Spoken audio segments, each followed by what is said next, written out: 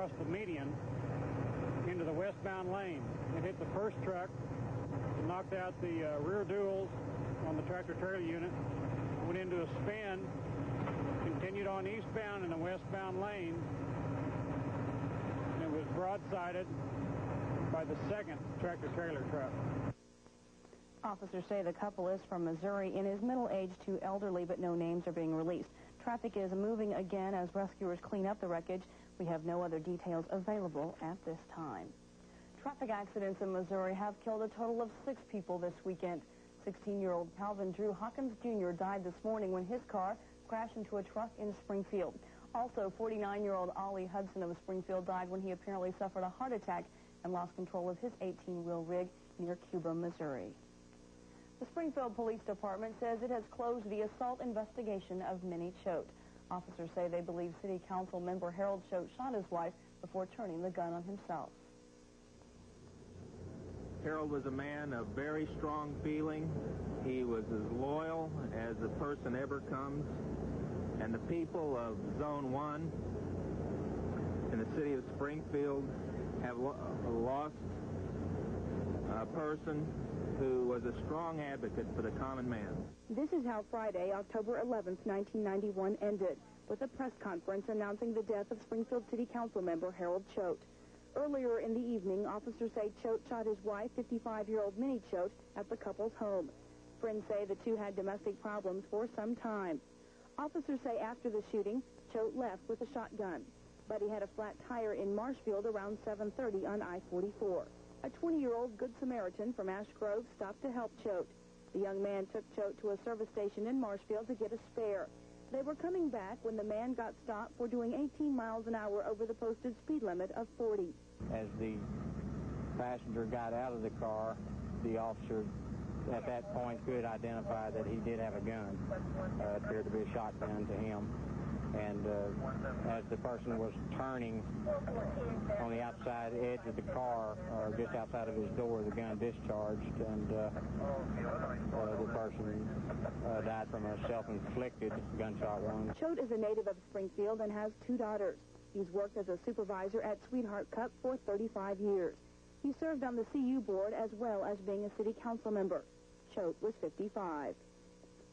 Choate's wife, Minnie Choate, remains in serious condition at St. John's tonight after going through surgery. Choate had been appointed to the city council back in 1988, and those people who he served for and served with say they will miss him dearly. NewsTeam 33 Susan Mulcahy has the story. Chester and Almeda Harris live just a few blocks away from their former city councilman Harold Choate in North Springfield. The couple says they always knew what was on his mind and wouldn't have traded him for anyone. Served them well. You always knew where he stood. You might not agree with him on some issue, but you knew exactly what he stood for and where he stood, and I admire someone for that. Some of Choate's strongest assets included his need to represent his zone with a lot of convictions that would benefit his people, not himself. He felt that the citizens of Springfield were overtaxed as it is now, and was very much against raising taxes and then wasting them as he saw things around the city that he thought that were being spent needlessly. Choate was appointed to council in 1988 to fill the unexpired term of Chuck Wooten. With strong ties to code enforcement, littering and trash, plus the general cleanup of the northwest side of town. But Choate always had his fun side, and according to some, he was polite as a man could be. He was always extremely polite, and I didn't have difficulty working with him. He aggravated me sometimes, and I disagreed with him fairly often, but I had a lot of respect for his integrity and his hard work. Choate will be missed by all, regardless of the unfortunate way the story ends. My heart goes out to all of his family. They're the real losers in this episode, and certainly the people in Zone 1 have lost, the city will have lost. But overall, my heart goes out to his immediate family. With photographer Bill Tapp, I'm Susan Mulcahy, NewsTeam 33 News Time. Council members say they will most likely appoint someone to fill Choate's council seat rather than call a special election. No word yet on funeral arrangements. Local dairy farmers are hosting a meeting of historic importance this weekend in Springfield. Dairy farmers from 15 states are talking about uniting to formulate dairy policy. Dairy farmers are suffering from an unprecedented drop in milk prices, prices that have taken farmers back to the prices of the 1970s, which isn't even enough to meet their production costs. Farmers from around the country say without new dairy legislation, family farmers will go under. What we're doing is carrying on from the figure of 25–30%. And even those that can stay, when you look at losing your equity every year that you do stay, there comes a point when you no longer want to. You'll probably see the corporate type farm increase, but you know that then your food prices are going to be much higher because they don't ask for just 10% return. They want 25 or 30% on their investment. Dairy farmers say they need a higher price for their product and a two-tier supply management system. A dairy plant in Monette has reached a settlement with the Missouri Attorney General's office. That settlement calls for the Mid-America Dairymen Incorporated plant to pay $10,000 to the Berry County School District. The state says Mid-Am violated the state's clean air law with the chemicals and bacteria used in processing its milks and cheeses. Experts say it doesn't require a major change of lifestyle to protect the environment. The Dickerson Park Zoo hosted its first ever recycling fair today. After January 1st, it will be illegal for Missourians to take their yard waste to the landfill. Yard waste makes up 20% of landfill's contents. Experts say leave your grass clippings on your lawn and start your own composting pile. It boils down to the fact that we could prevent a lot of pollution before it ever happens if people would learn to get by with less. That is, use your resources more efficiently. CU offers free wood chips to the public, and the city runs a composting program but does not accept twigs or tree limbs. When you flip on your light switch and get light, you may not think much about it, but the fact is creating power is much more complicated than that. As part of Public Power Week and Public Natural Gas Week, folks could tour Springfield's Southwest Power Plant. CU officials say folks should be proud of their facilities because it's not owned by investors, but by the people who use it, and that the rates are proof of that. Missouri's Department of Natural Resources says a shortage of money may force the state to stop testing public water supplies. Public water supplies in Missouri should be prepared to start sending samples to private labs for testing. Missouri is currently failing to meet federal testing requirements due to a lack of money. You could get your locks clipped for a cure today, plus a special bowling tourney for some special athletes. We'll have those stories and your weekend weather next on Newstime at 10.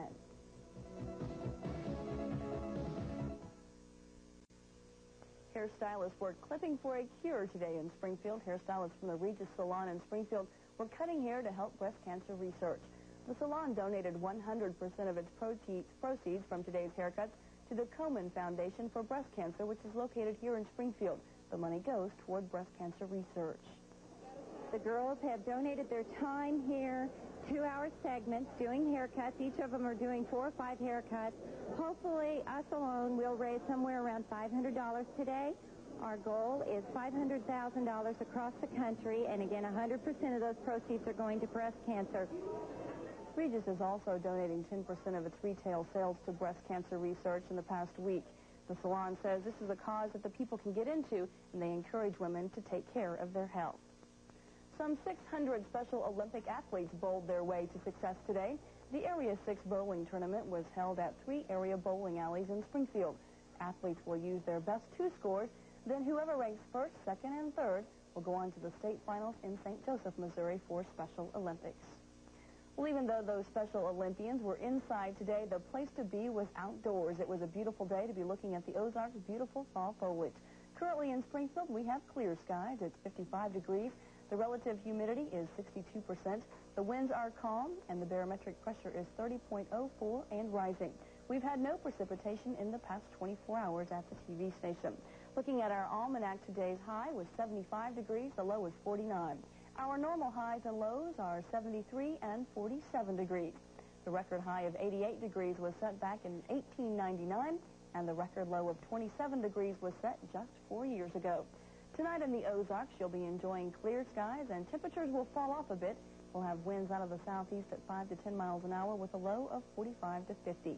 In northwest Arkansas, clear skies, winds out of the south at 5 to 10, and a low of 47 to 52 degrees. On Sunday in southwest Missouri, we'll have partly cloudy skies, breezy and warmer. The winds will be out of the south at 10 to 20 miles an hour, with a high in the upper 70s. For the folks in northwest Arkansas, look for much of the same. So get out there, take some pictures, play some touch football, anything, as long as you can enjoy these last warm days of fall. Next up, the most recent development on the Thomas hearings, plus America's favorite junk man passes away. We'll take a look back at Red Fox in just a moment.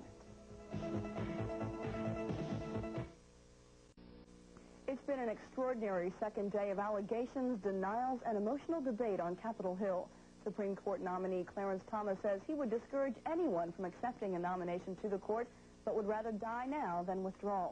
ABC's Bob Franken has the details of today's events. While he continued to categorically deny the accusations of Anita Hill, Clarence Thomas also continued his slashing attack on the committee, charging the members were taken in by old racial sexual stereotypes, speaking in the strongest, most emotional terms. I wasn't harmed by the Klan. I wasn't harmed by the Knights of Camellia. I wasn't harmed by the Aryan race. I wasn't harmed by a racist group. I would have preferred an assassin's bullet to this kind of living hell that they have put me and my family through. But the Democratic interrogators were searching for inconsistencies in the Thomas testimony. In one case, clearly laying the basis for later challenges. Let me ask you, did you ever have a discussion of pornographic films with Professor Hill? Absolutely not. As the day wore on, the senators grew more and more hostile to one another, an unusually public fight erupting when Chairman Joseph Biden tried to stop Republican Orrin Hatch from quoting the FBI report. Because somebody in a sleazy way roughed the rules. Senator... No, wait, let me just finish. I'm going to let you finish, and then I'm going to cut you off real quick. Well, if you think you're going to cut me off, I think you're wrong. Meanwhile, Thomas returned to his theme that he had been seriously abused by these charges, with deep emotion. This person, if asked by George Bush today, would he want to be nominated, would refuse flatly, and would advise any friend of his to refuse. Just not worth it. Judge, you're here, though. Some people have been spreading a rumor that perhaps you're going to withdraw. What's Clarence Thomas going to do? I'd rather die than withdraw. So the battle continues, and the battle is being fought on both sides to undermine the credibility of the other side. Bob Franken, CNN, Capitol Hill. Other witnesses, both those in favor of Thomas and Hill, will take the oath and testify tomorrow, which could go all day. Televangelist Jimmy Swaggart is again being accused of hiring prostitutes. Last night, police officers in California pulled Swaggart over for driving an unregistered vehicle on the wrong side of the road without a seatbelt. Later, a passenger riding with Swaggart said she was a prostitute that the preacher had picked up for sex. Just 3 years ago, Swaggart temporarily resigned his ministry after his association with a New Orleans prostitute was made public. The man probably best known as Fred Sanford of the 70s TV series Sanford & Son has died. Officials say Red Fox suffered a heart attack at Paramount Studios while taping his new show, The Royal Family. Ironically, one of Red Fox's trademark gags while playing Fred Sanford was faking the big one, a fatal heart attack. Red Fox was 68.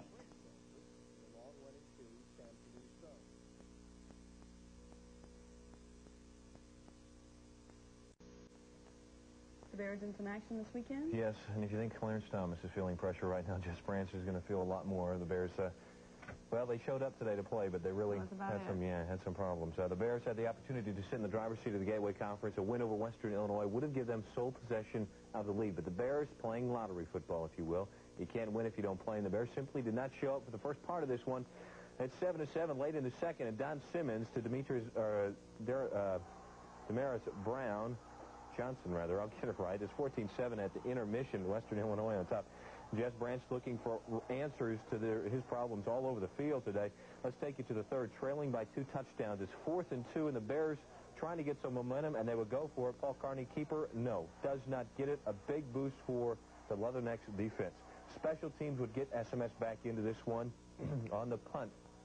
Chucky Calhoun waiting 71 yards away from pay dirt. He pulls this one down, takes it to the far side of the field. Nothing but green pasture for Chucky Calhoun. He goes 71 yards, and it was a 21-14 ball game. Bears just 1 touchdown away, but Western Illinois responded very quickly.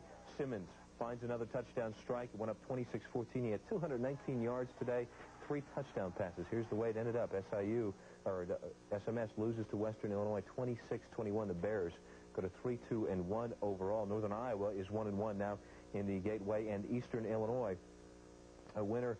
Eastern Illinois over Indiana State, or loser to Indiana State, 16-15. Both of those are 1-1 right now. No report from Southern Illinois and Troy. Let's go to the Missouri Tigers in Boulder, Colorado this afternoon. The Buffs didn't need a 5th down in this one. In fact, they hardly needed a 3rd down. Reason why? They had Darian Hagan, the Buffs quarterback, with a bluff today of sorts. He was listed questionable for the game with knee and hamstring troubles. Not true, though. He passed all over the Tigers' defense. He was 9 of 17, 119 yards, and he's not passing. He's handing it off to James Hill.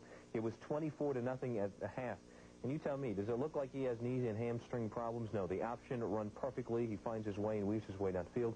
101 yards rushing today for this one. The troubles are right back into Missouri as they have a long bus ride home. Final 55-7. Phil Johnson, former Kickapoo quarterback, had 3 completions in the first half for 39 yards. Tigers 2-2-1 overall. Better news for SBU quarterback Trevor Spradley. 2 records today, most completions and most yards passed, 29 of 37 for 376 yards. And Evangel gets a win at Lamoni, Iowa. Gavin Jones raced 32 yards with 5:44 to play. The Crusaders pick up an important conference win. Now, let's turn to the Southwest Conference. It was Houston and Fayetteville for a date with Arkansas for homecoming. Now, in August, many would have thought this game would be a blowout with the league's best facing one of the weak sisters in the league. Not so. Arkansas, an 11-point underdog in this one. And number 46, Ty Mason, recovers a Cougar fumble in this one. That sets up this jump over by Ron Dickerson, and it was 17-10 at that point. Arkansas on top. And then Michael James, a defensive back, had 2 interceptions in this affair today. This was his first with 3:38 to play. He knows what to do with it. 75 yards later, and it was an Arkansas lead. They're going to have lots to talk about in the dance. Arkansas is unbeaten in the league. They improved to 4-2 overall. The Cougars dipped to 1-4 and 0-2. By the way, David Klingler did not play the second half. Other news from the Southwest Conference that may surprise you: the number 8th ranked Baylor Bears hosting Rice. The Owls have the nation's leading rusher. There he is. Trevor Cobb breaks it up the middle. Finished with over 150 yards today. We go to the 4th quarter. We're knotted at 17 and a little gadgetry. A fake field goal resulting later on in the winning drive. The field goal coming up here by Darrell Richardson, 31 yards out. The final, Rice 20, Baylor 17. Everyone in the Southwest Conference has a loss except the Arkansas Razorbacks. In the Cotton Bowl in Dallas, the Texas Longhorns looking to interrupt the 4-0 record Oklahoma has built. The Sooners up 7-3 here in the 4th. Mike McKinley up the middle on the draw. He loses the handle. It scoots forward. Bubba Jackies finds it. He knows what to do with it. 30 yards downfield, and it was a 10-7 lead for Texas. That's the way this one finishes up. The Red River Battle goes to the Longhorns. Sooners are 4-1. Hook'em Horns go to 2-2. All but 2 of the top-ranked football teams in action this afternoon, and tonight 5 of those games featured teams against each other. The number one classic that we consider was the 9th-ranked Penn State taking on 2nd-ranked Miami. Nittany Lions know the run and know a little bit about the pass. Check out Tony Saka behind the back. A completion nonetheless, but do they really have this thing figured out? Meanwhile, Miami's Gino Torretta is satisfied with the old-fashioned way. The forward pass, and then he finds Horace Copeland. 80 yards later, it's a touchdown. The first meeting between these two since the 1987 National Championship. It was knotted at 6 apiece at half, and later in this ball game, Penn State's kicking game breaks down, and Kevin Williams finds the hole. He goes 91 yards. That was a record for Miami. On a punt return, they win this one 26-20, your final. Florida State goes past Virginia Tech by 13, 33-20, the final there. Washington, why are they playing Toledo? Well, so they can get a win like this, 48-0. Florida topples Tennessee tonight, 35-18. Desmond Howard has 2 touchdown receptions. He's a nice Heisman Trophy candidate for Michigan. 45-28 final over Michigan State. The Irish score a 2-muck punch. They are 5-1 overall with a clobbering to Pittsburgh. Hey, the Buckeyes of Ohio State are no longer unbeaten. They get their first loss. They are 4-1. California topples Oregon 45-7. Nebraska winner over Oklahoma State in the Big 8. And East Carolina does this number to Syracuse, 23-20 in a big upset. And the 17th-ranked Iowa Hawkeyes, rebounding from a loss to Michigan last week, didn't bounce back too far in their win over Wisconsin today. Trailing 6-3 in the 4th quarter, the Hawkeyes halt the Badgers' charge on that interception, and then with 44 seconds to go, they opt on a 4th down play to go for it, and they get it. Matt Rogers finds his receiver downfield, Mike Saunders, a 14-yard touchdown strike Iowa dodges the bullets from the Badgers. Your final score, 10-6. Coach Hayden Fry hasn't lost in 13 games. He is 12-0-1 against Wisconsin. Virginia and Clemson battling to a 20-20 tie today. Alabama blanks Tulane 62-0. Georgia, a winner over Mississippi 37-17. And Auburn, a 2-point winner, trailed in this game 21-22, come back with a field goal to win it 24-22. 18 innings of scheduled baseball today played. The Twins in Toronto tonight for Game 4. The game is still going on right now. We are in the 8th inning, top of the 8th. Minnesota tallied 4 runs in the 4th inning. Kirby Puckett with a home run in that inning. They were up 4-1, and they are now up 7-2. Looks like they could win this one. If so, they advance 3-1 in the series. Earlier this afternoon, the Braves welcomed Pittsburgh to their Tomahawk hut, I guess. Top of the first batter of the game, in fact, was Orlando Merced. Going, gone. Out of here, Pittsburgh on top 1-0. But bottom of the first, the Braves would take their half of the inning and go to work. They answered the call. David Justice with 2 outs and a double down left field line. Ron Gant would come around and plate the tying run for the Braves. Then let's stay with this inning, and then it's the next batter, in fact. Brian Hunter follows with almost an identical play, a 2-run double of his own, or a run double of his own. Justice would make it a 2-1 lead. And then the next batter, Greg Olson. Scout Smiley here. This one is out of the park. The Braves go up 4-1. That's all they needed in this one, but they got a lot more for insurance. Final count 10-3. Atlanta is now up 2-1 in this series, Lori. So that's the way baseball wraps up. I'm losing my voice. I'll let you take it over from there. Okay. Thanks, Mark. Up next, the rat-a-tat-tat of the drum and the wail of trumpets, a competition to beat the band. Next.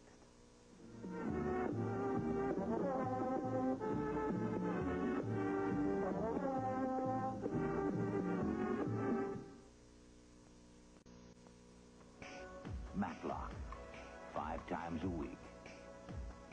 Your life's in danger. Betrayal, lies. She needs you desperately, Mr. Matlock. Passion, conflict. We were lovers. Adam paid for my apartment, my clothes, and my car. Yes. I was his mistress. And you didn't want that. Watch Matlock, weekday mornings at 11 on KSPR-TV. We're here for you. When it's right, you can feel it. See it. He is just so cute. He's got those bluish eyes. He's just like a little teddy bear. Hear it. Taste it. He asked me if he could taste my lipstick. Touch it.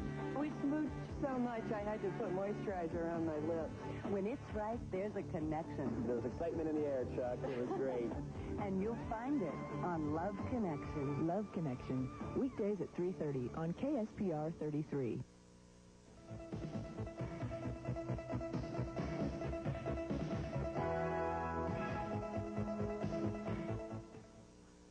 Well, if you enjoy the sights and sounds of a marching band, you're in for a treat.